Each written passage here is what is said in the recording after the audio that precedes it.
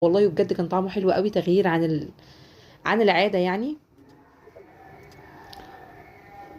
حطينا فلفل كده وطماطم، وطبعا البطاطس بتبقى حلوه قوي كمان لما تحطي عليها الكاتشب والمايونيز، انتوا عارفين اكيد يعني. بس انا حبيت اعمله بالجبن كده عشان يبقى عشا خفيف كده يعني، زي ما انتوا شايفين معايا. العيش حلو قوي قوي، هيعجبك قوي بجد، طري وسهل وسريع كده، مش هياخد معاكي اي وقت. احنا عاملين حوالي 21 رغيف، هنعمل كل الكميه دي بكيلو واحد بس من الدقيق. وجربي الحشوه دي برضو زي ما قلت لك، تغيير عن العاده.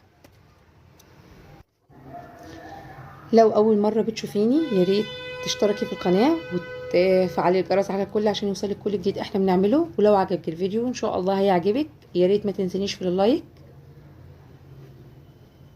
يلا بينا بقى نسمي بسم الله ونشوف هنعمل العيش الحلو بتاعنا ده ازاي النهارده.